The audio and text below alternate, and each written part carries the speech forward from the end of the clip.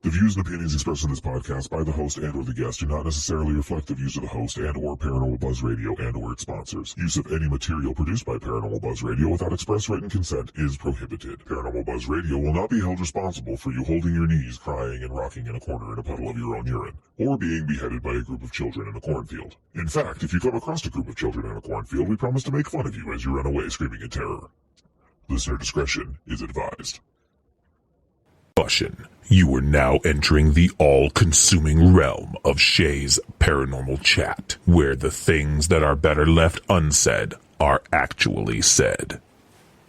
Shut up and sit down.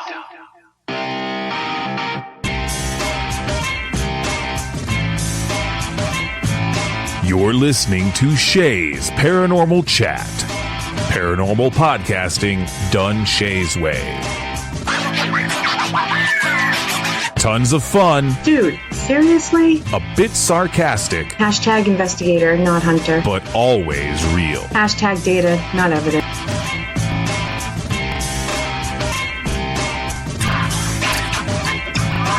Don't get your panties in a twist. Oh my god, really? This is real, raw conversation.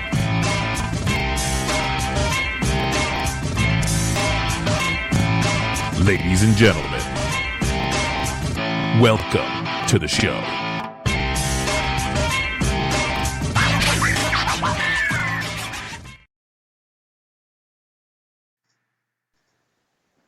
Hello, good evening, everybody. TGIF. Hope everybody's doing good tonight. I am alone tonight. Miss Kelly's over in I think it's Omaha, the Hauntacon. So it is me, and I have a helper. Kim's going to help make sure down there in chat, make sure I don't miss any questions tonight. Pretty excited about tonight. We have, and I actually said his name right the first time I tried. I'm so proud of myself, guys. We have Mr. Ron Yacovetti with us. Hey, how you doing? I'm doing good. I actually never said my name right the first time I said it, so you're already one up on me here as we begin the show. That's funny. It's funny because it's a joke. That's a question I get asked a lot, to say my name, because I can't say my first name and last name together. I can say Carol. My real last name's Carol, but I can't say my full name. So it's pretty funny. Yeah. So you have quite the list of I don't know if accomplishments is right. What's the word I'm looking for? Crimes, sins, infringements. There's got to be a word. There has to be, but that wasn't the list I was talking about. That's good. Okay, good. Yeah. You want to tell everybody where you're from, the groups you're in? We'll start there. Yeah, absolutely. So I'm originally from where I now live, again, the state of New Jersey. And then I lived in Los Angeles for 14 years, from 2000 to 2014. So I've lived in New Jersey and Los Angeles, which for me makes fresh air about the same as the Tooth Fairy. I've heard of it, but I've never seen it. But I started doing paranormal investigating when I lived in Los Angeles, going to public events that are run by good groups and stuff, like, anywhere else. And then got asked to join a group called P-A-R-A, and was with them until I moved back to New Jersey. And then I was with Central Jersey Paranormal Research Group, which disbanded when the founding couple moved to Pennsylvania. And then I worked with a couple other groups on and off for a few months here and there. And I ended up now with Island Paranormal Society out of Long Island, New York, which is a fantastic group. It's led by a gentleman named Matt Haas, who's very experienced, 21 years or so doing this. 21 years of experience and zero ego, but he's as much a student. He's as much a student of me as I am of him, even though he's been doing this longer than I have, which is the best people to work with if you get the chance to. Yes. The proverbial student and teacher in the same person. but I've had the chance to work with really cool groups like Barefoot Paranormal out of North Jersey, and who else? It'll come to me. There's so many. I've gotten a chance to work with some really, really cool groups and really, really cool people. There's groups I still haven't gotten to work with, but I want to. Reap Paranormal, run by Bill Reap. That's a group I want to get something on the calendar with this year, if I can. So that would be fun. Yeah, I'm really looking forward to working with a lot of people, and he's one of them that I would like to get out there with. A lot of times it's just scheduling. He had something I wanted to do in the beginning of the year, and then I had a conflict schedule-wise. RTL Paranormal, too, is another one out of the Virginia area. Ray Savino and Flip Searles, who have the group called Dead Is Not the End. They're ITC specialists. Definitely want to work with those guys. So. Wow. You see? The list goes on and on, huh? Yeah, well, you know what? The longer I do this, the more people that I meet that I either haven't worked with and admire or respect or and then you just want to, all right, well, when are they doing stuff or where are they from? We work with Steve and Pam Barry out of Gettysburg. Those are people I want to work with again, too. New Jersey Paranormal out of Central Jersey. He runs the ParaUnity Expo, which is coming up in May. John Ruggiero and Chris Theron run that. Another really, really talented group that runs good investigations and stuff, public events. And so, yeah, there's a lot of really cool people. Actually, last weekend, my son, who is going to be 13 in June, got to go in his first paranormal investigation. A lot of people I know who have kids who have investigated, they started at the age of 12, transitioning to 13. So it seemed like the right time. And then Mark Arvilla, who does Salem Con, which is coming up in April, super talented, smart guy, great investigator, and a really good-hearted guy. He set us up to go to the S.K. Pierce Mansion on very short notice. And so it was my girlfriend, Lourdes Gonzalez, myself, and my son on his first investigation, and then Marion and Laura who run the tours there. And so we got to go for his first paranormal investigation. And he's somebody I wanted to work with for a while, my son, but I didn't want him being at his mom's house on a weekend and have her calling me going, he's not sleeping and everything that makes a noise in the house is keeping him up. Yeah, you got to kind of wait till they're ready. I don't know if there's a correct age. I think every kid is different. Yeah, I just know a few people who started their kids at around 13, and so he's right there. Yeah. And he did great, and we actually started reviewing stuff, and I already caught an EVP on the first or second session we did. And you said you did S.K. Pierce Mansion in Gardner? Yeah. Yeah, I've been there. I love that place. It's beautiful. Oh, it was I couldn't believe I don't remember hearing of it before. I definitely never been there before.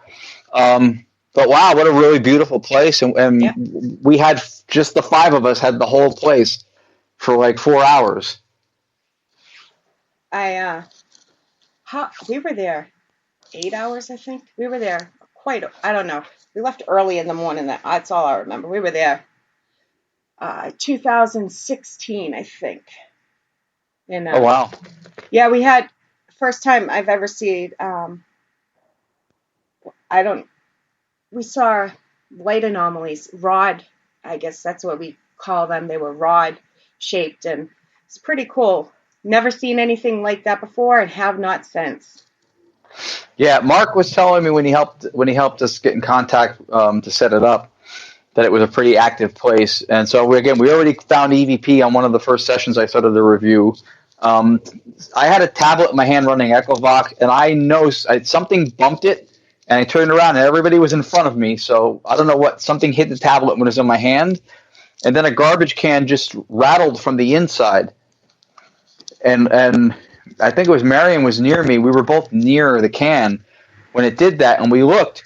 There's no rodents or anything in there. Nothing else moved. I don't know if there's anything in the can, but something like a hard knock sound or something from inside the can made a noise. We were smelling cigarette smoke, and then it would go away. Then it would come up again. It's odd in a good way. Yeah, I mean, I was earning spiritual Marlboro miles without smoking or spending a dime. Spiritual. That's funny. Yeah, write that down. I'm probably never going to remember I said that or admit it, but spiritual Marlboro. Yep, that's a good one.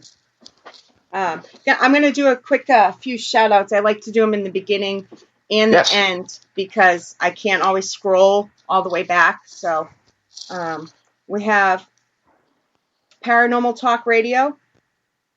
Says, hey, Ron, signed in with my old radio show. Oh, nice. We have Roland and Cynthia in there from Raven Rose Paranormal. We have Wolf in there. We have Miss Kim, of course, Adam, Aaron, Cynthia. So thank you, everybody, for coming. And if you have any questions, throw them out there. Like I said in the beginning, it's Matt. Hi, Matt. Matt Haas. You were just speaking of him. Matt Haas, yeah. Yep. I was saying all good things. Yes, it was. It was all very good things. And now here he is. Yep.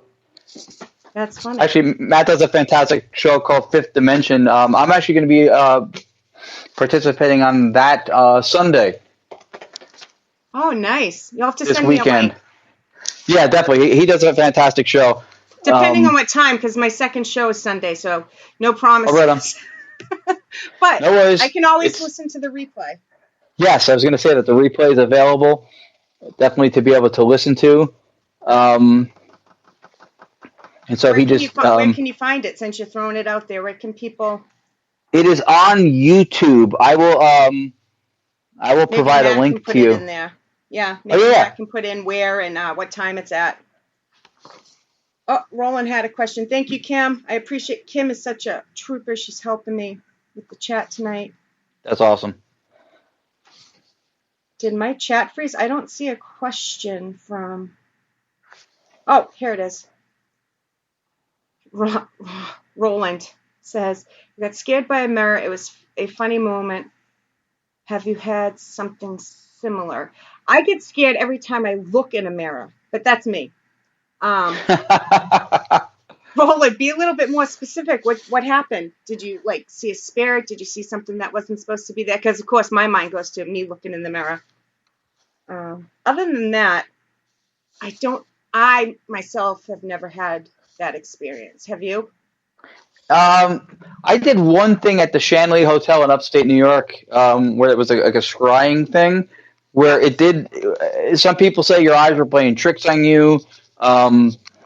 I don't know enough about the phenomena to really discount or debunk it or say, oh no, it's true. But I did stand next to my friend Dennis Tassone, and we both did the thing in the front of the mirror with the red light, and his face looked like an old man with a white beard, and he's very ginger red hair and no beard hair at all.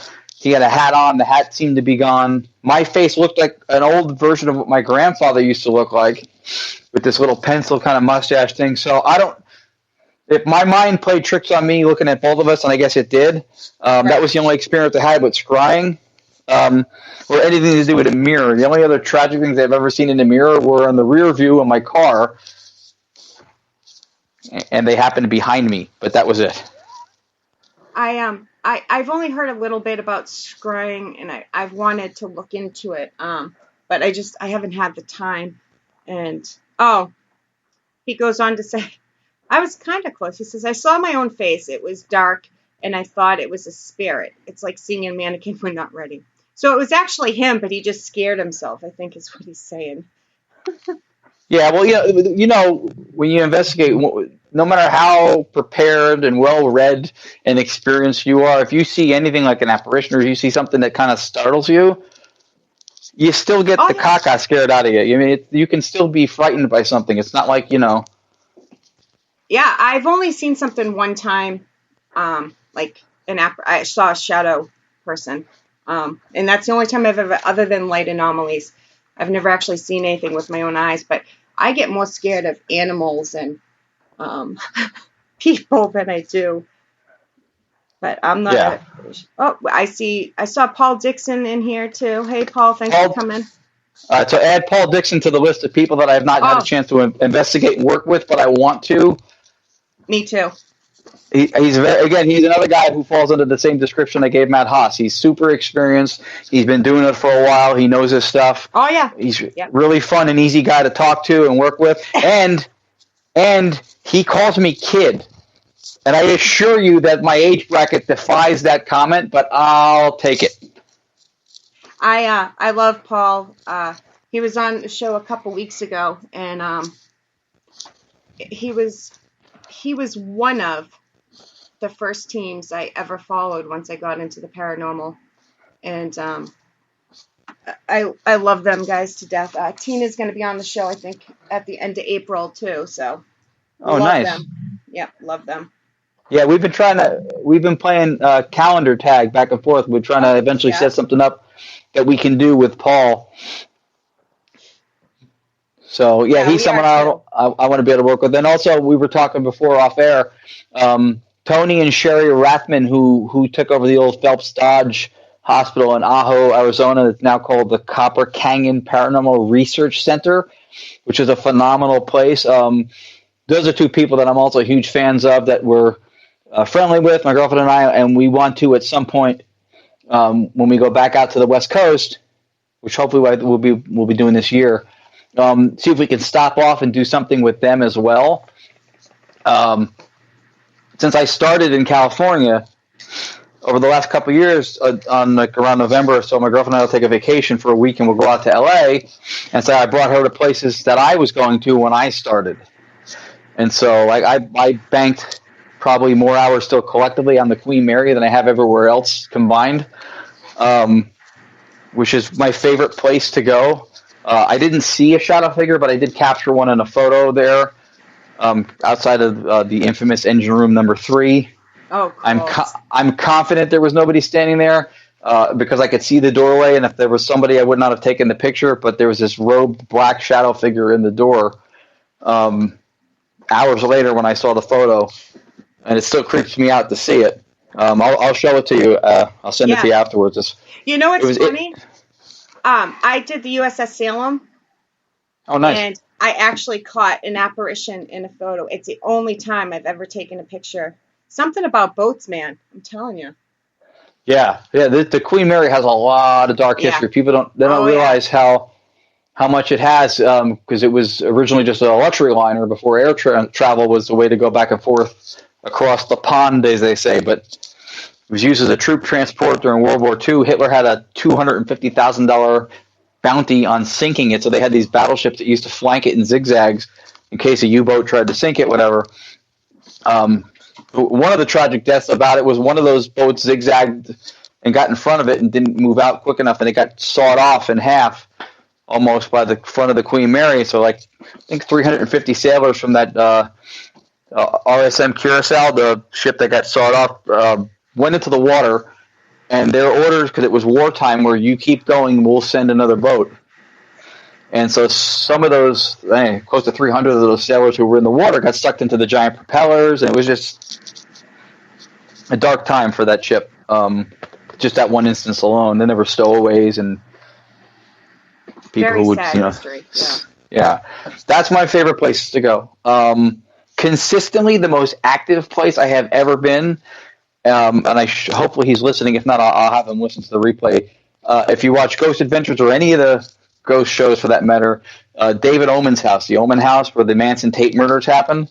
Oh yeah, I've seen a documentary. Yeah, David's awesome. David is awesome. I started again out there, and I would do stuff at his house, and he would send tour groups that were there for events to follow me around with a spirit box or whatever. So when we go back every year for vacation, I asked him the first time, I went, hey, you have an event or anything going on? He goes, just call me when you get here. So literally, my girlfriend and I go to his house and have dinner, and we'll bring dessert or we'll bring dinner or whatever. We sit around, shoot the crap for a little bit, and then he just lets us run through the house. He's got cameras running everywhere, so we can capture stuff, and we stay till 3, 4 in the morning. He just lets us go, and when we laugh and hang out with him. Yeah, so every time I've ever been there, something insane, noteworthy happens. That's the most consistent place I've ever been. We have a question too here. It was a while back. Matt has said, ask Ron about number 11, LOL. That's here's how you know people love you. When they bring up the stuff that you wouldn't bring up, but you probably should. Yeah. We were in Gettysburg with, I think, the Seekers Club of Paranormal out of Brooklyn was with us, and our group, Island Paranormal. And so we had like a couple different locations. We had like a Masonic place and this other room, this guy's place on the second floor, and there's another room you have to go out the door and through the front to get to the other side of it, whatever. So we had like 3 locations going at the same time. So as groups will normally do, we had walkie-talkies. Yeah. And so that was the channel that we were supposed to be on. And I went to turn the volume on the thing up, and I actually hit the thing with the channel instead of the volume. And then I kept changing channels, going, hello, you guys there? Hello, hello. And I could not find the channel that we're on, and I probably didn't stay on one of them long enough to find them. Right. So then they were trying to radio us. They saw something on one of the cameras, and they wanted to, to have us come back in or whatever. And they could not reach us because I had the thing on the wrong. I was like on channel 1 or 2 or 5, and they're You were on every channel but 11, right? yeah. Reaching me was like trying to tune a radio under a bridge. They just couldn't. They couldn't find me. So every time we do an event now, we use channel 11. 11. It's 11. That when you pass and come back, that will be your safe word. That's how people will know it's you. So that's the one piece of paranormal equipment that is not my specialty, is the walkie-talkie. Yeah. Human communication. Yeah, that's my downfall too. Human communication. Yeah. We had a couple more people pop in chat here, and they're all saying hi to you. Awesome. Lourdes, is that how you say that? Yeah, she's sitting right here actually. That's why I could figure out how to say it, because I already heard you say it. That's how bad the relationship has gotten, is that we have to talk through a podcast. Hey, been there, done that. No, I'm kidding. The best way to go. You can argue with a delay. There we go. She liked that safe word. Oh yeah, the channel 11 thing. They got a lot of mileage out of that. Yeah. It's how you know you're real friends, when you can make fun of somebody and be like, "Hey, don't forget this." So it's funny, at that same thing we did in Gettysburg, when we originally had to convene somewhere, Matt Haas, who's the leader of the group, told everybody to meet behind the one building by the white picket fence. And to this day, we still don't know where that white picket fence is. We were looking for the white. So every time I go anywhere and there's a white picket fence, I have Lourdes take a picture of me, and then I put it in a little group chat on Facebook going, "Hey, look, I found it. Here's the white picket fence." That's funny. That's something I would do. Hey, look, I found it. Let's see. I want to make sure I don't think. Yeah. I don't want to miss any questions in here, but these guys love you. They love you. There's a lot of really cool people. That's one of the things about being a part of this community that I've just gotten more and more attached to, is that so many of the people you get to work with and meet are really, really cool. So there's a group in New Jersey that's got like a core, but it's a lot of collaborators. Like it's like an unofficial like team called Unscene Paranormal, and so we're actually going tomorrow to York, Pennsylvania. To this, I guess there's a new speakeasy and some it just opened up within the last couple of months. It's run by Laura Cole Shuri, who does Haldeman Mansion, and so we're going out with Anthony Simonelli from Seekers Club out of Brooklyn, whose our group IPS Island Paranormal does stuff with a lot, and we're going with Haiti, who's also from Unscene, which is the group that we collaborate with out of New Jersey. Right. So we're actually combining people who may not have even really had the chance to work together before, but both of whom we love to work with. That's awesome. That sounds like it will be a heck of a good time. By the way, you can swear on here. I have a rotten mouth. All the shows are marked explicit. I do have a rotten. I said caca before. That's close. Yeah, that's why it made me think of it when you hesitated and then you threw in a different word instead of what I thought you were going to say. Yeah. No, I was going to say something that rhymed with shit, but I didn't. I said caca. I was playing it safe. Oh, yeah. I'm surprised I haven't dropped the F-bomb yet. We're 25 minutes in. Oh, wow. Yeah, so many cool people. I try to be good, but it doesn't happen. Let's see. Oh, we have another question. Awesome. How do you feel about the SB7? Ah! And how do you take out the pareidolia effect? Okay. I love the SB7. I like the SB11. I have a Memorex hacked radio. I bought the S box that Ghost Stop makes, which also seems to work really well. And I'm actually buying another one from a guy named Clowers, Jason Clowers, ITC. He's selling them on eBay, which is a really, really cool box. I love all of them. Here's the thing. It's hard to take pareidolia out of it because it's not a voluntary thing. You don't choose to do it. What you have to do is you have to your best judgment and discernment, look at evidence. I like to go with stuff like that with timing, relevance, and control. Right? If you have control of the room, and you know nobody in the room said something like they say like during EVP, nobody whispered, whatever. Then when you get something, you can rule out the human element. There's nobody nearby. You can't whisper from 500 yards away and get it on a recorder at a whisper level. Plus, you can check the decibels on a waveform and see if it's under the level where human speech happens. With a ghost box, with an SB7, if you say, and this is something I've seen happen like at the Queen Mary, if you say, what's the name of the ship? The Queen what? And the word Mary comes out. First of all, when people say, it's probably radio bleed through. To me, that's the first sign that they don't know how the device works. Or somebody explained it to them and they were too busy trying to think of their next tweet.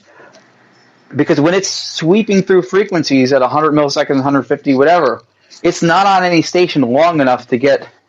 If you're using it right, yes. Right. If it's sweeping, you're using it right. And that's all you have to do is just hit the reverse or forward sweep. Even if you sweep really slow, it's maybe more likely to get something to come through. But the other thing is the timing and the relevance, right? If it says chocolate and I asked for an ice cream flavor 2 hours ago, it's a little bit disconnected. The timing's not really there. Yeah. But when you say what's the name of the ship and you say Queen what and it says Mary, the timing and the relevance are spot on.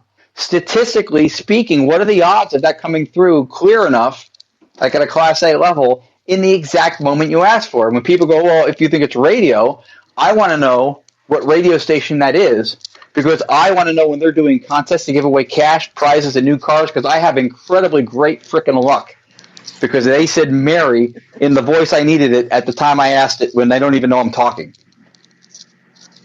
So you said that very well. That's how I look at it. Is it proof that ghosts and all that stuff is real? No, but it is, by definition, anomalous. It is an unexplained occurrence. Yeah. And I've seen it happen over and over again, too, where you don't even say something. A lot of times with apps like Echovox, a couple of the people from Unscene that we work with were doing experiments where they thought that the microphone on the device can record you, save it as an APK, as a sound file, and then spit it back out. So then when we ask questions now, we don't use the answer in the question just to kind of rule that out. Right. That's a good point. If I go, who's this, and I point at Lourdes and it says Lourdes, that's not coming through on a radio station, and it's not repeating me because I didn't say it. Yeah, that makes sense. So some of this stuff comes with a certain level of judgment and discernment, and you have to know how they work, and then safeguard your results as best you can. And then, of course, pareidolia to me exists in where you're looking at maybe Class B, C, in audio. Right. When you hear a 2 or 3 syllable response, that could be cheddar. You're saying, oh, what type of cheese do I like? And it could be cheddar. It could be better. It could be, feta. It could be anything. You're not sure. That could be pareidolia. You might be trying to tune into what you want to hear. Exactly. Yeah. But if it's Class A, or if you ask a question, I've asked multiple choice before and gotten one of the responses back. Any one of them would work for me. It's pretty cool. And then we've also done multiple choice. Yeah, I did it. Actually, I'll send you the recording. I did it at the Beekman Arms in upstate New York. It was a place where George Washington had frequented his troops, did maneuvers on the front lawn. and it was using Echovox with a mini portal. It was like 3 a.m. There was only like 3 of us there. And I said, how did you travel? By car, by boat, by horse? And a woman's voice came through and said, very Class A, not by horse. Wow. So if that's pareidolia, then I need to figure out how to bottle that shit, put it in a pill, and sell it. Because I can have everybody saying what I want them to say all the time. I think you worded that great. I really do, because, and I never heard anybody quite explain it that way, where the Class A, it's so clear, there's no mistaking it, but then you get further down where you ask for the cheese, like you said, and it could be saying better, but because you want to hear cheddar, that's a very good way to explain it. Well, that's the thing too, is that everybody says that with especially I've had so much of this pareidolia stuff coming up in the last year or so. If you have a group of people and you ask a certain question, you're trying to say that everybody there is wanting the same answer and hearing the same answer. And then the thing I'm not big on everything's paranormal, and I'm not big on everything's not paranormal. I think if you go in as a skeptic 100% and you have an agenda to debunk, you're already 50% wrong all the time. Because people, first of all, debunk gets thrown around way too much. Way too much. If you can give an explanation, but you can't prove, you have created doubt, you have not debunked. If somebody you love got thrown into prison with the strength of the evidence people use the word debunked for, they would be pissed that they were getting locked up on the strength of that. So it's got to be more of a slam dunk than that. But with the, I forget where I was going with this now. With the, that stuff always gets me juiced because of the pareidolia thing comes up a lot. But the thing is that there's a gap, right? They go, you asked, what is my name? And it said Ron. And you heard that because you wanted to hear it. Okay. Here's what nobody on the skeptical side of the fence is yet able to explain that I've heard or know of. What differentiates the 100 times I say, what's my name in any kind of an ITC session, and I get Ron 3 times out of 100. 97 times I don't get it, but I want it all 100 of those times. Why does pareidolia not always work? What's the differentiating factor between when I hear it because I want to hear it, or when it just comes through, or why don't I hear it all the time? Because I always want to hear it. Yeah. I'm not saying pareidolia doesn't exist.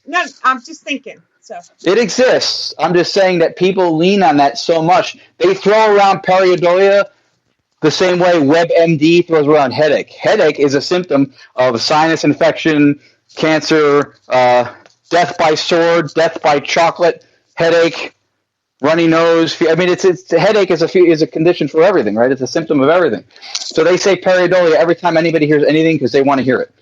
No, it can't. It doesn't explain everything. I think there needs to be a middle.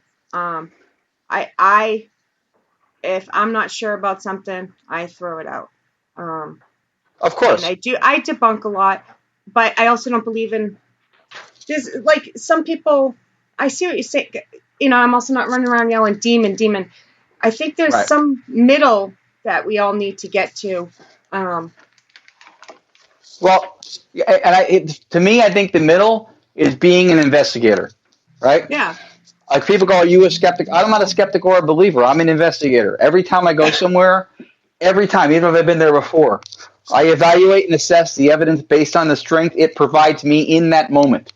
I don't assume that it's paranormal or that it's not based on any previous experiences of mine or anybody else's that I'm with.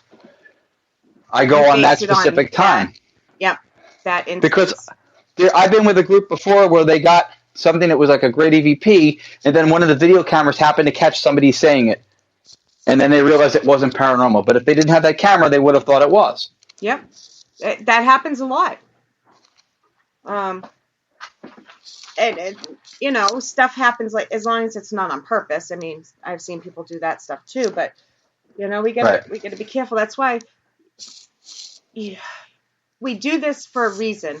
We go out there and we work hard and we collect as much information, as much data as we can, and go from there. There's no way to prove it is. There's no way to prove it isn't. So I think. Right. You never try to prove to the people who believe this is all I'm going to say shit now because I'm overusing the word caca.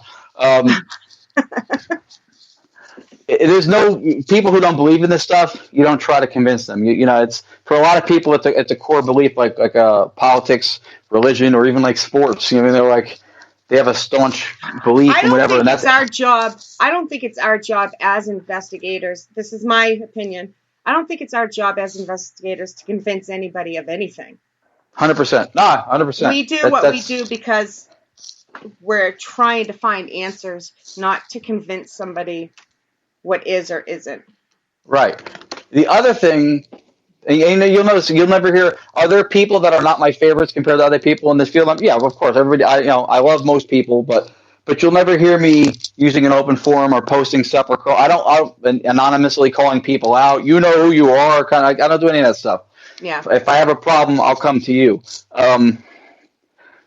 But the other thing I think that's not healthy is that we all drink from the same well that is this community, but people still shit in the well that they're drinking in. People will accuse and throw accusations or whatever at other groups or people. This is hoaxed. This is fake. That's not real. Whatever. And what the problem is that to the community, and especially even to the people outside of the community, it makes the level of stuff that's not legit and being hoaxed or aggrandized, it makes that look like it's a larger problem than it really is. Exactly. Because they're slinging stuff at each other. So even you exist in this community and you're making it look bad to the community and to everybody outside of it. And then you want to know why this is still considered heavily to be a pseudoscience. Because you're discrediting the same field you're in.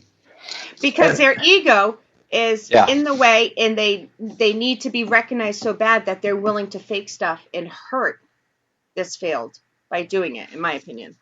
No, that's true, and I don't deny that exists. I think the problem I have with that specific line of action is that a lot of people pretend to know what they do not. They say that this is fake or this is not legit or this but they can't prove it or substantiate it. They can just accuse it.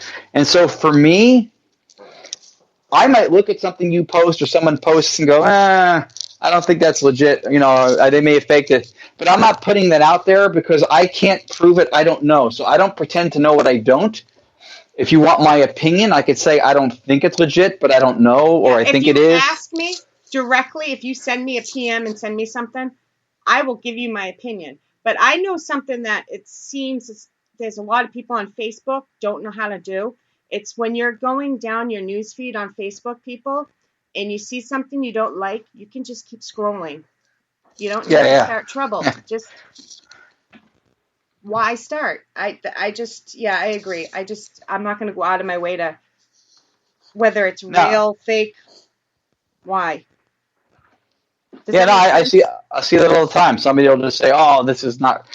It's this. It's a reflection of that, or whatever." And maybe it is, but you don't know that it is. You provided an explanation. You haven't debunked anything. Yeah, and if you're not, that's why I would never.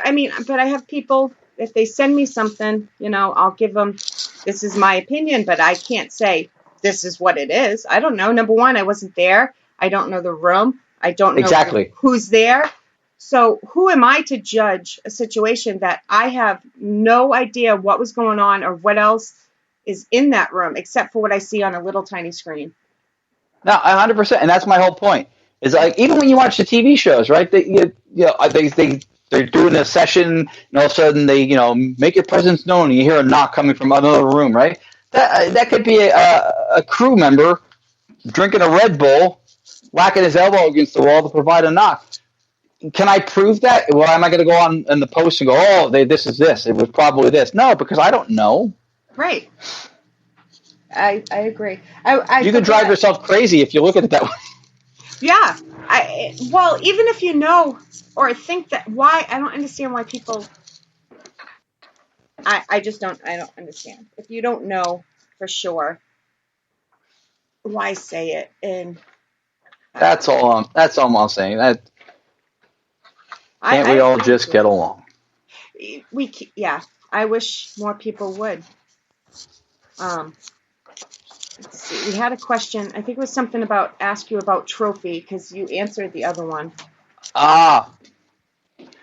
So that was another cool story. So just recently, I don't know if these are everywhere the listeners are listening from, but they have those like places like Knights of Columbus or whatever. So there's the Elks Lodges they have here. Yep. They have the big head of the elk on the wall. I guess that's when you have a lodge and you're commemorating this grand and elegant animal. You put its head on the wall. As if it ran through the frickin' wall going 90. Yep. And stopped there. That's what it looks like. It looks like it ran through the wall. But so we did this place in Lyndhurst, New Jersey. For football fans, it's right where the area near Giant Stadium and right by East Rutherford. And we were in the basement. We were with the Unscene Paranormal Investigation Group out of New Jersey. And one of the newer members named Cassie decides to, in what I thought was a really smart initiative, picked up, there were trophies and stuff on the floor in the open basement. The basement used to be a dance area, and there was some dark history to the place too, I believe. We don't know all the stuff yet. I guess they're still trying to dig up. It had never been investigated before. So she picks up the trophy and she brings it over, and we were running the S-Box, Spirit Box, through the portal to clean up the sound a little bit. And she says, what is this, whatever, and then actually Lotus was with us, and she says, what is she holding? What does she have in her hands? And the word trophy came through. It came through a little bit less loud, but it's clear. And then everybody just kind of flipped out because nobody said the word. They just said, what is she holding? And then there it was. So those are moments when you talk about the ghost boxes and the pareidolia and stuff. It's, when it's that clear, it's hard to argue with it. And right on point when it's, when you ask for it. Yeah. Yeah. I like, we use a couple different types of spare boxes, and sometimes you get stuff that makes no sense and you just move on. But when it's something that you ask and it's right on point, I also love when there's at least one, sometimes two other things, whether it's a K2, whether it's the EVP, whatever it is. I like when you have multiple things happening because it kind of makes it feel more complete to me. Yeah. No, that's what all the toys and gizmos for people who are listening who are maybe newer to this stuff, or that's what all that stuff is for. That's to corroborate evidence. You have the idea that all science understands that energy can't be created or destroyed, right? So those anomalous cold spots that people are feeling, a lot of times if that comes at the same time that something moves by itself, that's kinetic energy being transformed out of thermal energy, which creates the cold spot, then something moves. So if you have that and you have a change in the barometric pressure, you have a spike in EMF, all of a sudden you're flatline and it goes to 5.2 milligauss for whatever, then you have things that are corroborating that one piece of evidence. So you're getting multiple things happening at the same moment, which is hard to dismiss. That's why we spend all the money on the toys. Right? Exactly. I am listening. Sorry. I'm trying to keep up with chat at the same time. That is why you have it. And I get excited the more it's corroborated through other avenues, the more I like it. Yeah. I mean, some stuff. That's my son's cat. My cat was talking a little while ago, so that's funny. Did you see Captain Marvel? No. Okay, there's a Marvel character. It's a tabby orange cat that looks like this guy does. It's got this big octopus squid kind of teeth tentacles thing that comes out like a monster and eats stuff, whatever. They call it a flurkin. So that's what I've been calling him since I saw the movie. You're a flurkin. And some stuff too. Some stuff, by the way, too. Like you can't. You can't just dismiss that of hand. Too, the first time I ever went to David Oman's house, there was like 7 of us standing at the bar area on his top floor. There's 2 floors that go down lower towards the exposed earth area he has. And so we were asking him how to get there. We didn't know where it was. It was our first time there. While he's talking to us, he has a movie poster with a glass front and a thick frame around it, and it comes off the wall in slow motion by itself, 1 hook at a time. Now, I've been to craft stores. I've been to Home Depot, Walmart, Target. That shit doesn't happen. Yeah, that's in the home decorating area. Everyday occurrence. No. It came off 1 hook at a time in slow motion, and we just stood and watched it. People were in complete awe. Like, I'd never seen anything like that. That would be crazy to see, in a good way. Yeah. We have a couple questions here. Awesome. Wolf would like to know: is there a place that you will not go back to doing another investigation? That's a great question. That's a really, really good question. That question doesn't get asked enough. Up until very recently, I might not have even had an answer for that question because I've loved everywhere I've gone.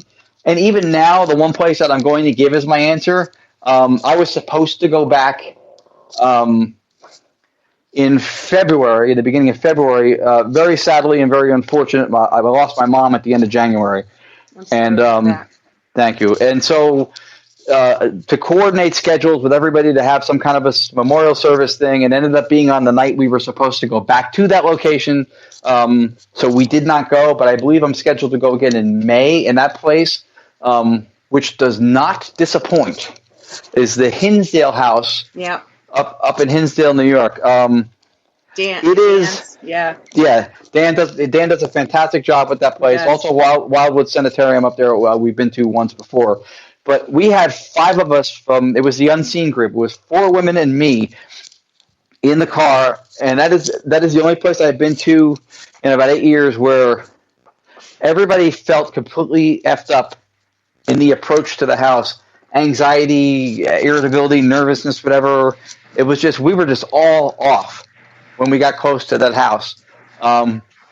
Then what I believe shifted everything was when we went to pick up food, we came back to the house, and the one girl, Haiti, started joking around and getting a little goofy and stuff, and then it caused everybody to start laughing and joking around. I feel like we created our own energy, which was a lot more positive, and it kind of shifted everybody's mood. So I believe that helped because, probably the food a little bit too, but that place felt, the only time I've ever felt anything like that before was when I lived in Los Angeles. There was a period of about a month, though I was only aware of it the final week of it, that I actually had something negative attached to me. Oh, wow. And that was the last time I had felt like that. I had not felt like that since then until we approached the Hinsdale house.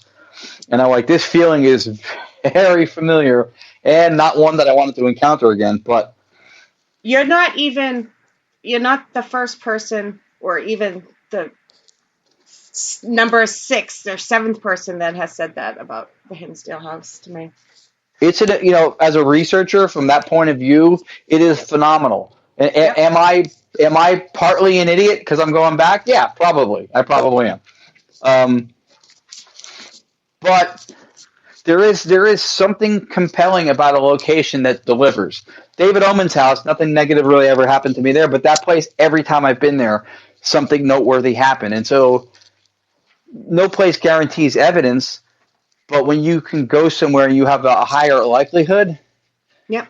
That's what you're there for. So you protect yourself and you do the best you can to not have any kind of a negative run-in. And it certainly was not like the attachment thing. There was just a certain anxiety that came in the approach that was very reminiscent of that. For anybody listening that's new to the investigating side, I know there's at least a couple people listening on my side that haven't yet even started investigating. It's always a good idea, especially for a location like Hinsdale. Make sure you are well rested. Make sure your energy is high by eating before you go on an investigation. Make sure your intent is strong, so you can keep your wits about you. When you go to a place that energy can do that to you, you need every arsenal inside of you. You know what I mean?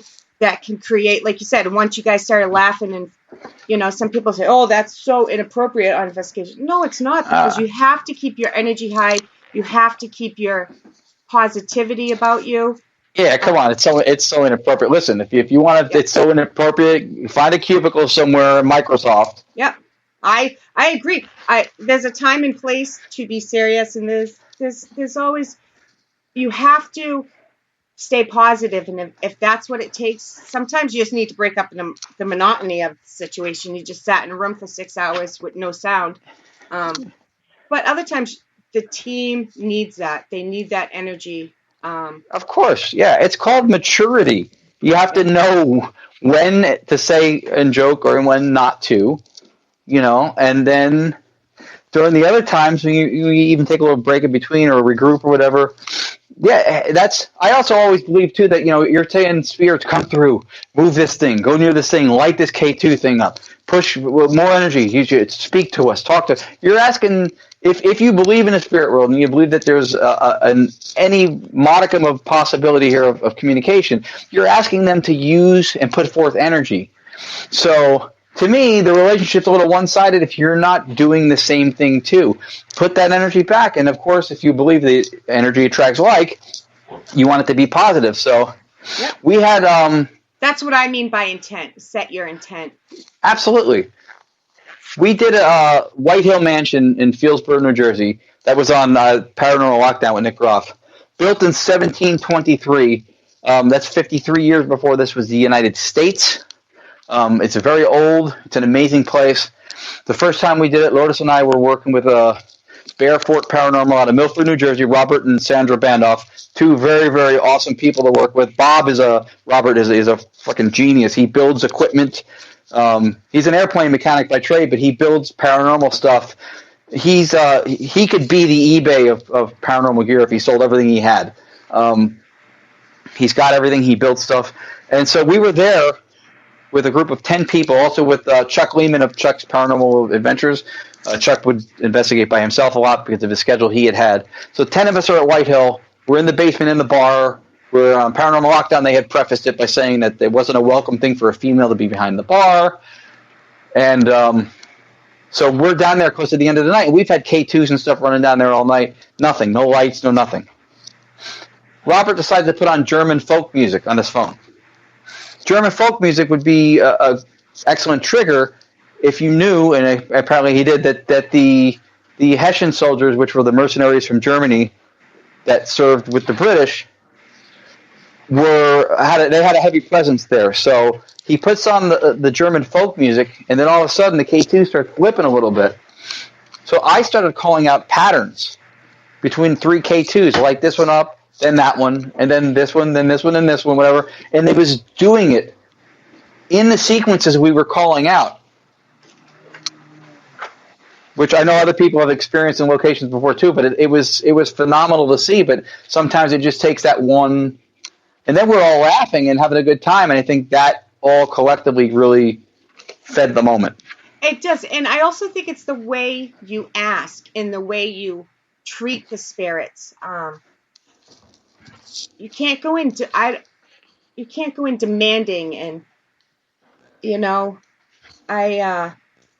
I found, especially when it comes to like K2 and stuff, number one, I have no idea how much energy it takes for that particular spirit to light that up, or choose which one to light up, I should say.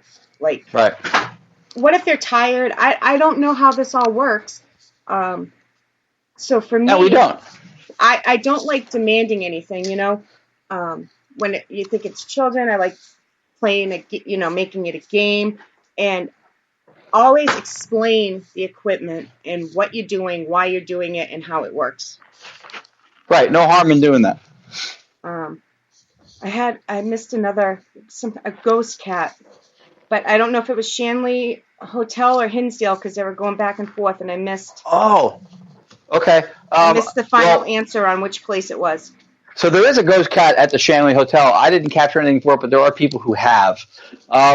So I'll have to sing it. Remind me to sing you all the stuff I told you I'm going to send you. I'm going to be the worst pen pal ever. Ever. Not too dramatic, right? So, You can't be worse than me. so when we were at Hinsdale, and now, so the group Unscene Paranormal Investigators out of Jersey, they went back up the day I told you we had to go to the service for my mom, so we couldn't go back. And so the one girl, Taz, who's one of the founders of the group, tried to recreate the same instance, and she was not able to do it. She puts together a compilation video of here's our approach, and this is, this and that. And then she does this little spinning thing on the camera, and then she goes to where it slows down. It's just kind of a turn through the living room. And as it pans by the door that goes towards the kitchen area, you see what looks like a cat-like shape almost, but it's a black mass. Yeah, that's what they were saying. Slither around the corner and go into the kitchen area. And so she says she notes it on the screen, but she didn't note it in a certain way the first time. So we all watched the video, and if you look away for a millisecond, you miss it.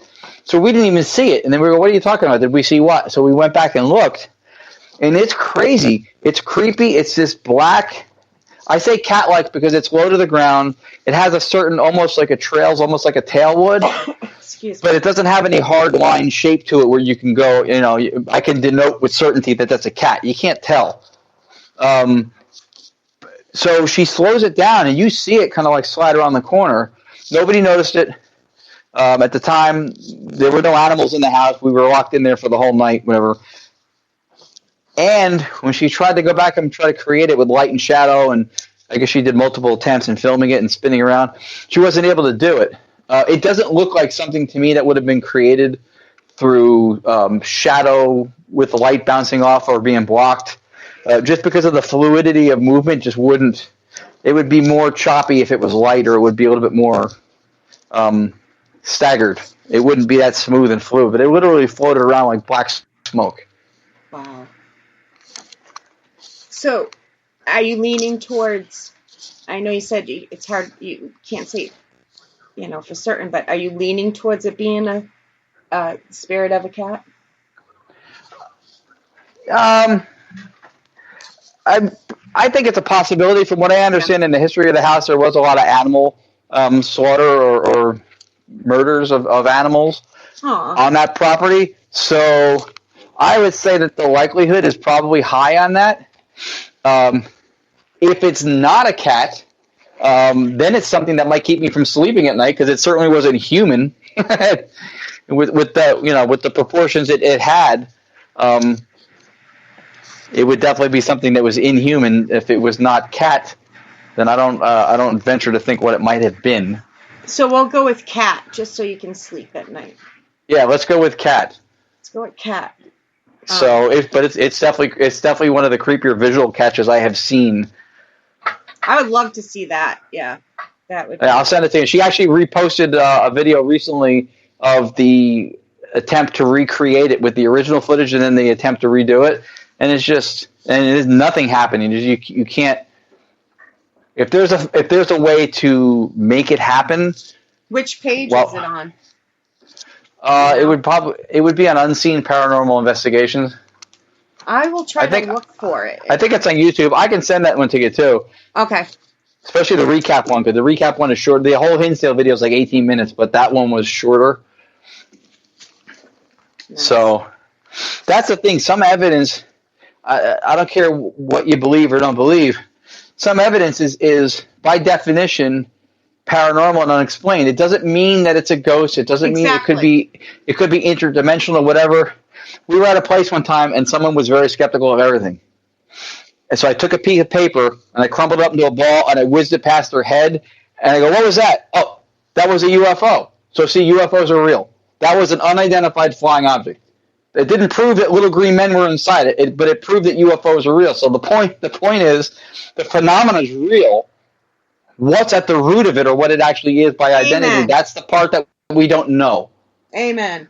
I 1,000% agree with that. This stuff is not all imagined across the board through different encounters that people have and documenting it. It's not imagined. It's not all pareidolia. Our minds are not all playing tricks on us. If they did, we would be seeing things that we fantasize about or we desire, on a daily basis. It wouldn't just be spooky stuff at a 1700s facility or whatever. So, no, I agree. We did We like doing experiment stuff. The Unscene group has done the Gansfield experiment.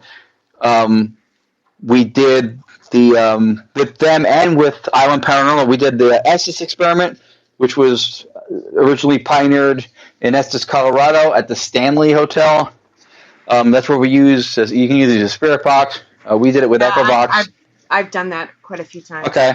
Not the Gonzel one. I can't do that for medical reasons, but the estate, is that how you say it? Estes, yeah. Estes experiment, yeah. Thank you. I was spelling it in my head, but yes, I've done that. We've done both. So we did it at Kingsland Manor in Nutley, New Jersey, which is a place that Island Paranormal Society has. You want to explain for the listeners what exactly that is before you go on with your story? Yeah, of course. In a nutshell, the whole point of the experiment is that for the whole pareidolia and you hearing what you want to hear, your mind playing tricks, to dismiss that possibility, you have the communications device. Either it's an app, we use Echo Box, or you use a Spirit Box.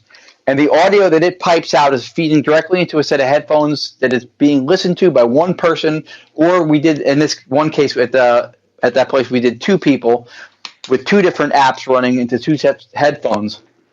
And then at that place, they actually have what's called a root cellar. Now, if you don't know what that is, and I didn't before I went there, before refrigeration was a thing, that's where you put stuff like, vegetables, stuff like that, whatever, to keep it cold. It's under the floor of the basement. So there's literally a door in the floor that you open up and you go down this little wood ladder and you're in this underground thing that's in the floor of the basement. So the idea behind the experiment is the person who's hearing the words coming through the Spirit Box or the app like Echo Box, that person says aloud only what they hear. For us, we made it like 95% clear. Something that's Class A or on the cusp of Class A clarity. Whatever you hear that's clear, you say. It takes the pareidolia or the hearing what you want to hear out of it because you don't know the question being asked. Yes, you have noise-canceling headphones on. You have only this app or box resonating in your ear. And so you're not privy to the question being asked by outside of the trapdoor in this case. You don't hear the questions. You just say what you hear. And so the idea is to see how much of the evidence that gets spoken matches up or corresponds with a question or something that was asked. So we've done that with Island Paranormal Society there at Kingsland. We've done it with Unscene in some places before. So the one time with Island Paranormal, one of the guys, Patrick, who works with Unscene also, he and I both went into the root cellar hole. He had headphones on, I had headphones. We had two different Echo Box tablets feeding into each of our heads. And somebody sneezed upstairs within the first minute of us going down there before we even started hearing anything really. And he heard, "Bless you," and he said it without having any chance of hearing the people above us. We're literally locked in this trapdoor thing, and he's got the headphones and the thing echoing in his head. And then there was what the time it was. Like we said, the time was 12 or whatever. So that's the point of that experiment is to take the hearing what you want to hear, hence you got that evidence part out of it. We when we first started doing the experiment, we had never even used a Spirit Box. I was against Spirit Boxes for a long time until we started doing this experiment. I think it was Travis Hartford up in Maine that introduced us to it. And because I didn't understand how they worked, and if I don't understand how something works, I don't use it, period. That makes sense. So my sister was doing the experiment, the one listening, and we were asking questions, and she was throwing out some halfway decent stuff, and I'm like, okay. And then towards the end, he's like, okay, if this is really you, can you do me a favor and just say Mississippi? And she hesitates, but then she goes, miss me? And it was just like, that's kind of weird. So, yeah. He's telling you. Sorry, I was reading the chat. So, if you've never used a Spirit Box, I don't suggest you start the way we did because we've never used one and all of a sudden it's in our ears.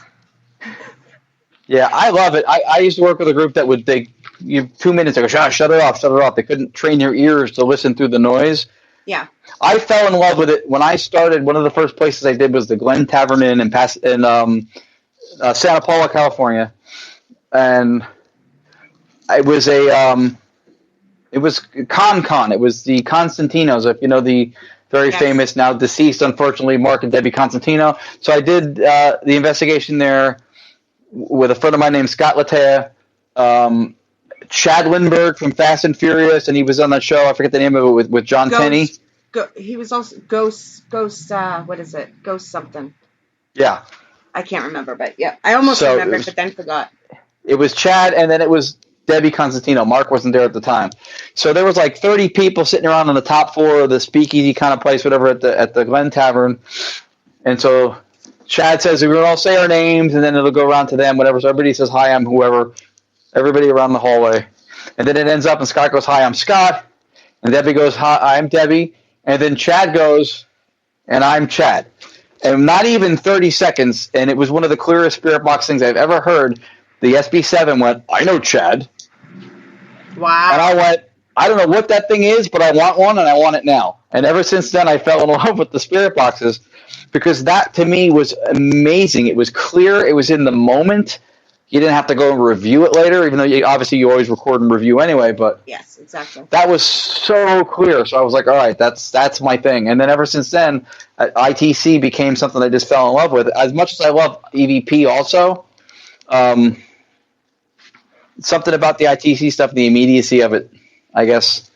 I don't know. Just everybody likes the immediate response, but it's also easier to, for lack of better term here, carry on a conversation type thing with something that you get a response right back. EVP, somebody could be telling you, hey, I need help, or hey, I don't want you here, whatever, but you might not hear it until later on, at least with the spirit boxes.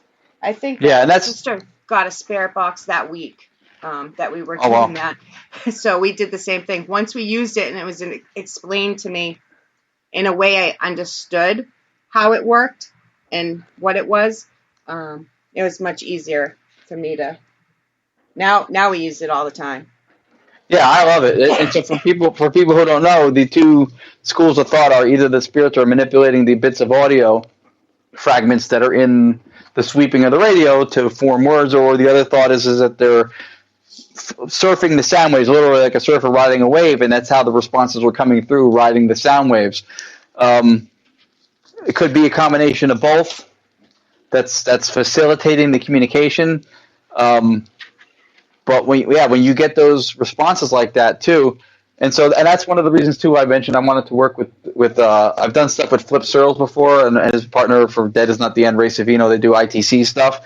That Flip is another guy. If I don't know if you've ever worked with Flip Searles. If you ever get the chance to, you cannot do an event with that guy and not laugh. So if anybody's against having a good time and investigating, avoid it, because he's very good at what he does.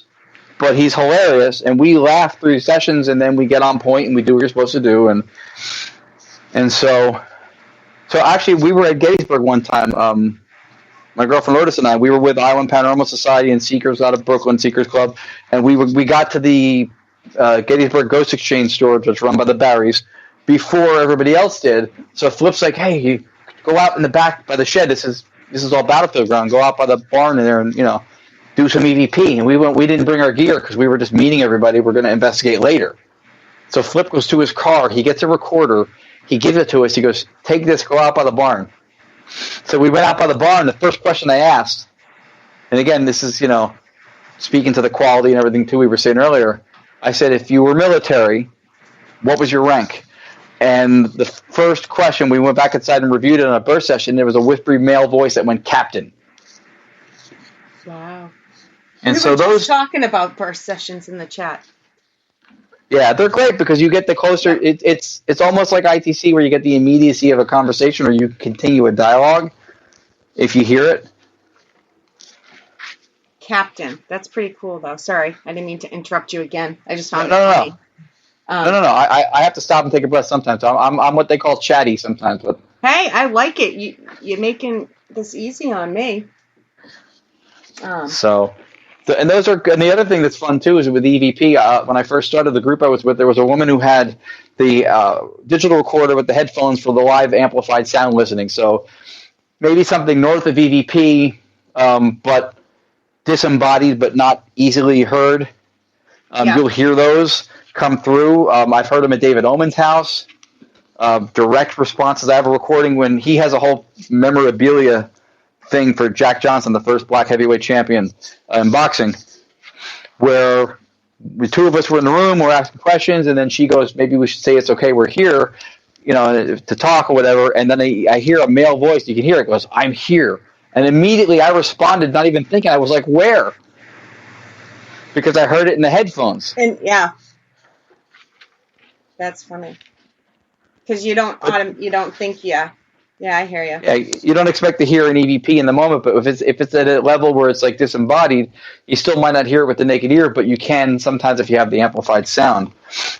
And that's one of the things when you go. Some groups are very territorial; they don't want you to do stuff with other people or whatever. Oh, I hate that.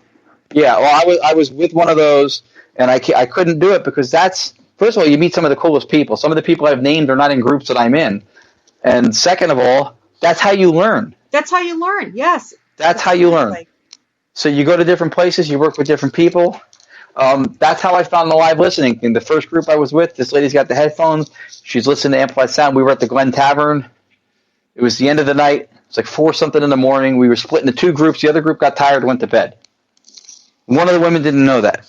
And so she's like, oh, we have to convene with the other group downstairs in the lobby. And so somebody else chose the words that were meant to say we outperformed them because we're still up and going and they went to bed. And she said, oh, yeah, they're all asleep. We killed them. And then there's a male voice that she got on a recorder that she heard because of the headphones and went, I killed a man. Wow. And she played it back, and I was like, what? How did you even know that happened? And then she explained it. I was like, wow. That's pretty cool. So those experiences too. I never ever, I don't know, pretend to know more than I know. I know what I think I know, and I know there's a lot of stuff that I don't know.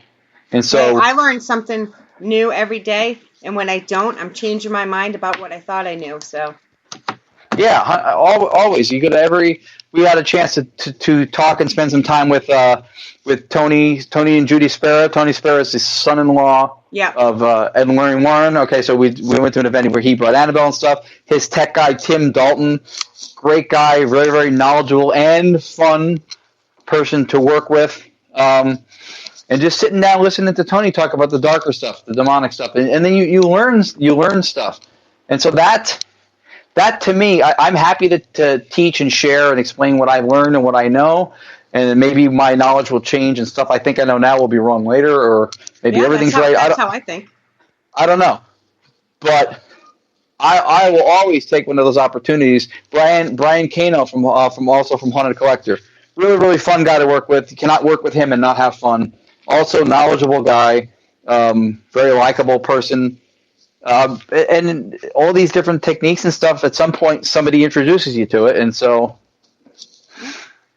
that diversity is what makes this so fun to do. You go to historic places and see those kind of things, and these places are benefiting from ghost hunting. It's another thing I've always tried to get in when I have any kind of an audience to speak to, is that it's so critical that it's a positive side to the ghost hunting stuff. A lot of historic places don't get enough funding, if they get any, to keep them afloat, to put the new roof on, to weatherproof whatever, or fix the windows. But when you have paranormal teams coming in and renting these places week in and week out, that's a revenue stream that they're not getting otherwise. A lot of places. That's how a lot of places are doing it, and why they're doing it these days. Yeah, it's phenomenal. I know some places don't want to have the negative halo of all, paranormal stuff, and I get it. And maybe in certain instances, maybe it might be a conflict of interest with the nature of their business or their general audience, or their usual demographic that they cater to would be into it. Maybe it conflicts, but overall, I also think that paranormal, the stigma is starting to go away in the mainstream with the paranormal, where even 20 years ago, it was like almost taboo. Oh, 100%. It was. So It was definitely making a lot of taboo too. progress. It was definitely taboo too. That's one of the things. People who have had experiences. I have an uncle who's got two amazing stories of seeing apparition stuff. One was in it was right near Gettysburg, and the other one was somewhere in New Jersey at a fundraising thing. And the only reason I know that is because a couple years ago, at Christmas, at my parents' house, his son, who was a Marine, who was in from California, happened to go outside to have a cigarette. And I went out to get something from the car, and he knows that I did this stuff. And he goes, "Go ask my dad if he'll go to Gettysburg with you." I was like, "What?" He goes, "Just go ask him." And so when I asked him, his jaw dropped. Now, he had stories he never told me or anybody. And the only reason I know that is because his son said something, and then now, of course, he knows what I do, so I'm not going to judge him as crazy. Exactly. And then people will share it, but it's amazing to me how many people will only tell you this stuff once they know that that you do this, but otherwise they wouldn't say anything. You get the, "Oh, I can tell you this. You won't think I'm crazy then." Yeah, you're also crazy. Yeah, I've gotten that too. I've gotten called crazy for all kinds of reasons. No, yes, but There's a great line that I kind of always had this thought, but now that I've seen it written, Mike Ricksecker, who Haunted Road Media, I think he's with, he has a series of books. Yeah, he's a great guy. His books are phenomenal. So one of his books, he says something that I always thought was funny. I kept it in my thought as a head, but when I read it there, it reminded me of people, including my uncle, who said the same phrase, which is, people will go, "I don't believe in ghosts, but I saw this thing," or whatever. Yeah. So what you don't believe in, but that happened to you, and you still don't believe? You can say, "I don't know what ghosts are. I don't know, what it is," but yeah. I've heard that too. Haunted Road Media. They're great over there. Yep. Love talking shadow people with him. If you guys ever want to hear great stuff about shadow people, he has a whole playlist on his Haunted Road. I keep saying he, but it's they. It's them. Right, they. His playlist on shadow people.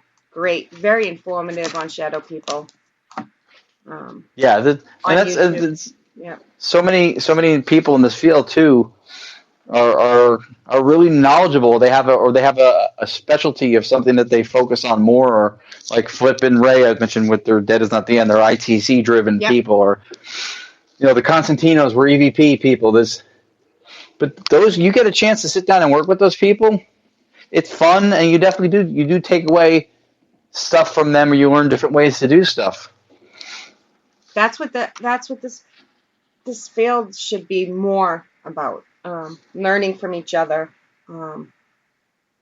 I think, like I said before, ego gets in the way a lot, but if you find the right people, keep them, because it's, oops, we missed a couple people. Leon has joined us in chat. Matt was there. Sorry, guys. Leon. Yep. Does it show the last initial or anything? Kish. Leon Kish, okay. Because he showed up, I'm giving him his due. I'm so glad he did. He's the historian who runs and it's a long title with the Historical Society, whatever, for the Kingsland Manor in Nutley, New Jersey that I mentioned before with the root cellar, and we did the experiment. Oh, okay, yep. So if every place that was of historic significance that did paranormal stuff had a Leon at their place, the entire field would be a better place. He's super knowledgeable, super accommodating, and he's hilarious. And a lot of times he'd hang around and be part of the investigation with us. And then when you joke around and have fun, he's like right there with us, like slinging the sarcasm and stuff. And it's just nice.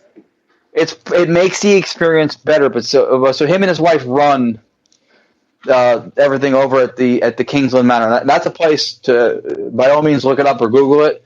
It is one of our favorite places to go, not just because it's about 20 minutes from home, because that always makes it nice.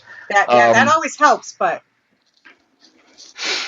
the place is fantastic, and so yeah, he's a really, really good guy. He's he's had a really good relationship with Matt Haas from Island Paranormal Society, so they've been in cahoots as a partnership for a number of years now, I guess, with that location. And man, what a fun place. That place, always another place that's really pretty consistent on delivering with evidence. He said when the chat is actually 15 to 20 to 30 seconds behind what we're actually talking about. So as soon as you started saying nice things about him, he says, everyone should have a Leon. Then he says, check's in the mail, Ron. He didn't say it was coming to me. He just said it was in the mail. True. See, it's all everything's in the details. Very true. If you guys, we have about 9 minutes left. If you have any last-minute questions, get them in there. I don't want anybody to miss out, so I like giving a little heads up. This went by quick. It's almost 9:30. Yeah, I know. I'm chatty. That's the thing is, I like I've it. been on the interviewer and the interviewee side of it, and so the worst thing that can happen between the two of us is dead air. Well, yeah, dead air does kind of suck, but it makes it's hard. I'm trying to word this right. It's really difficult when you're doing an interview and you ask a question and you get like the yes no, like yes and Yeah. that's it. So this has been really, not that I've had too many of those, but I've heard interviews like that. It happens. Yeah, I used to interview professional fighters, and sometimes you get that yeah no kind of. I know we didn't even get a chance to get into all that stuff. Well, I did commentating. I did cage side and ringside commentating, where you call the action live for boxing, for mixed martial arts, which what the UFC is. It didn't work for the UFC, but that sport where they fight in the cage. I did stand-up comedy for a number of years, which is why I'm part clown. And, of course, the ghost hunting stuff. So I've done a lot of things that people are afraid of. Paranormal, public speaking, and professional fighters. And the fighters are probably scarier than most of the paranormal stuff. Oh, I'm sure. Oh, yeah. I believe that. Leon says, we learned from you through each investigation as well. You uncover information that feeds my interest and adds to my knowledge of the Kingsland Manor. Yeah, there you go. That's the kind of classy guy he is. It's a fun place, but really, you know, when someone like he's got the history of that place down, and it's just I love that stuff because I always liked history. So going to these old places and learning that stuff is always fun. You can do your own research, but yeah, it helps because he obviously has. Did you say he was a historian? Yes. Yeah. So he really knows. Like, you don't have to worry or doubt what he's saying because that's what he's supposed to do. He knows this stuff. Yeah, we've actually got evidence out of that place in the last time we were there, doing a ghost box session, the S box with Portal, and we got, I think it was the date April 7th, and we got the name, I think it was Ingrid. And so when Matt Haas from Island Paranormal ran that stuff by him, it turned out that there was one of the Kingslands who was date of death, their date that they pass on, and I believe in the house was April 7th. It matched the date that we got. And then there was one of the Kingsland's grandchildren or somebody was married to a female whose name was, I might be wrong about Ingrid, but it was, if not, that was the name or close to it. And it was that name was the name of a female who was married to one of the grandsons, I think, so the Kingslands, whatever. And I believe she had a presence there also. So, see, that's great when you get something and you can go back to the person and be like, "Hey, does this make sense?" And it like you said, it made sense to him. He knew. It had no meaning to us in the moment, other than it was clear, but that we didn't know the significance of those words, or the time, or the date, or. Kelly McCurville has popped in to say hello. I'm so jealous of her right now, though. She gets to go to HauntedCon. And I am being very nice, Kelly. Kelly's the other host on the show normally. Aren't I being on my best behavior, Ron? You're being fantastic. Yeah. There's been no... we haven't badmouthed anybody. How much time do we have? 5 minutes. I haven't even dropped one F-bomb tonight. I said caca a couple times, but that, Yeah. I apologize. Yep. That's And Spanish for caca. You said shit once or twice, but when you got bored with the caca. That was just English subtitles for the caca part. I wanted to make sure there was no gap in communication. Yes. Any other questions? Yes. Nope. That's about it. We can round. I'm trying to read at the same time. If you haven't noticed, not my I can't do strong that. suit. I've been struggling. I did better tonight than normal. So I thought, that might have been my cat meowing that time. I'm not sure. Yeah, mine's not near me now.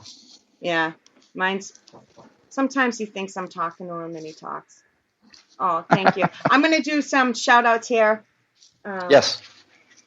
Like I said, I like doing them in the beginning and end. So we have the beautiful Kelly McCarville. We have Kim Purvis. Kim, thank you again for helping with chat. And it actually really did help saying, hey, you missed a question. It helped me out a lot. Of course, we have Lourdes and Wolf. Paul Dixon is in the house. Leon, thank you. Yeah, Leon's awesome. Paul Dixon's awesome too. We are going to set something up this year to investigate with him. That's for sure.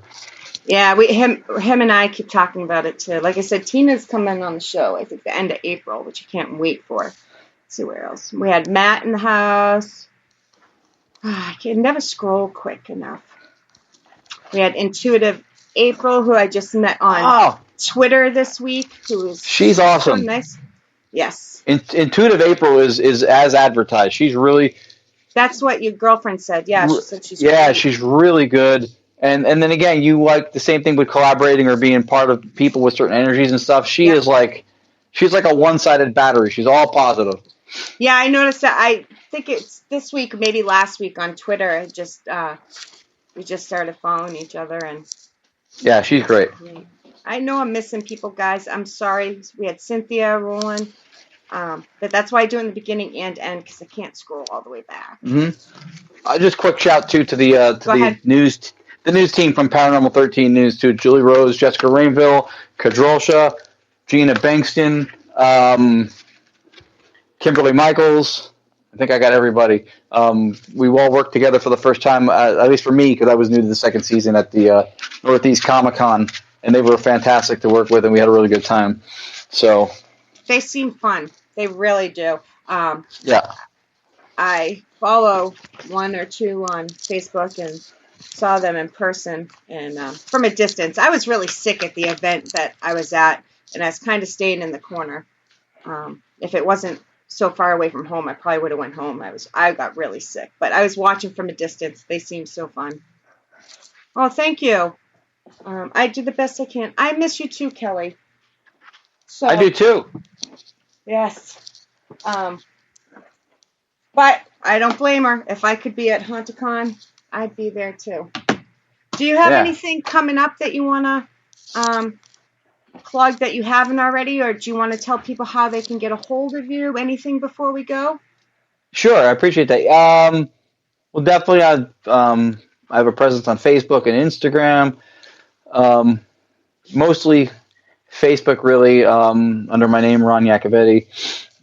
And also through Unscene Paranormal Investigations, I'm working on a show where I do biographies of people who are paranormal investigators. Like you mentioned earlier, it used to be taboo. Now there's a lot of people getting involved on a yearly basis. And everybody's path, everybody's intro into the field is almost as unique an identifier as a fingerprint. Like it starts with an experience, but what those experiences are can be very specific to that individual. So I thought of trying to do something that kind of just as a brief chronicling of how people who do this became so passionate or involved to be spending their time and money on something like this. So that's called ParaNORMALity. It's when the paranormal becomes the normal. And that will be, I'll be rolling those episodes out soon. We're still in the production phase of that. And then also, of course, this weekend we're going to the Speakeasies in York, Pennsylvania, as well as a couple other buildings, I think, in that spot. with Laura Cole Shuri, who runs Haldeman Mansion out in Bainbridge, which is another awesome spot to go. And then I know I'm going to forget. Oh, I'm doing the Fifth Dimension podcast show with Matt Haas. That's right. Yep. And his partner. That will be available on YouTube. I can post the links to that. That's Sunday. Sunday evening, Yes. we'll be doing that. Send them to me and I'll share them for you. That would be great. Because although we covered a lot, don't get me wrong, but we didn't get into we would need like a 6-hour show to get into everything that you're up to. I'm chatty. Hey, I'm not complaining. Hey, you know what? You'll just have to come back and talk about the rest of the stuff sometime. I would do it. I had a good time. I would definitely. Yeah. I would definitely do it. Hey, I wouldn't say it on air if I didn't mean it. No, I appreciate it too. I appreciate the opportunity to be on, and anytime you get to do anything like this and have an audience and talk to people and interact with the host and stuff, especially someone like yourself who knows this stuff, who's been doing this stuff, we can get together with friends and just shoot the shit and just talk about this stuff ad nauseum for the whole night. So. Exactly. It brings us together. It does, and when a conversation goes this smoothly, it makes the time go by quick, and it's enjoyable, and you'll learn something. And I got to meet some great new people in chat. Your girlfriend seems like an absolute sweetheart. She is. Yeah, she's one of those people who, if they don't like her, you wonder why. She's very, very good-natured, very easygoing, and very to be, not because she's my girlfriend, but she's really, really talented and good paranormal investigator. She's been doing this since I dragged her into it 2 years, give or take, almost 3. But I mean, she's got a level of savvy and knowledge to protocol and how to do certain things and what to maybe try that I've seen people doing it much longer not have. So I think there's a level of student of the game that helps that process along. Well, next time, bring her along. Have her join the show. Right, absolutely. I would love that. Okay, guys, we're going to wrap this up. I mean that, though. Seriously, you're welcome. Come back. Bring your girlfriend, because I love talking paranormal. Let's see. I got to do a couple ownery things. That's what I call what I do. Except I forget. Oh, tomorrow night, Into the Abyss with Peggy Gypsy. She has Sean Austin on the show, 9 p.m. Eastern, 8 Central. Should be interesting. I hear that it's going to be quite the show. So, Sunday, who the other host just popped in, that awesome psychic Jen B. Thank you for coming, Jen. Jen and I will be talking light anomalies, maybe with a little bit of orb type stuff, if for a lack of a better word. Sunday, 8 p.m. Eastern, 7 Central. So join us then. I want to make sure I didn't miss anything before I sign out. You are very welcome. Okay, Ron, stay on the line 1 second. Thank you, guys. Good night. See you later. Thank you.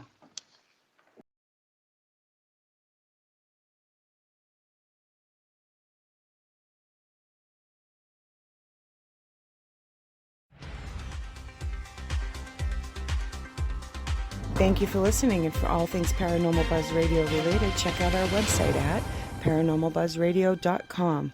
Like us on Facebook and follow us on Twitter and Instagram.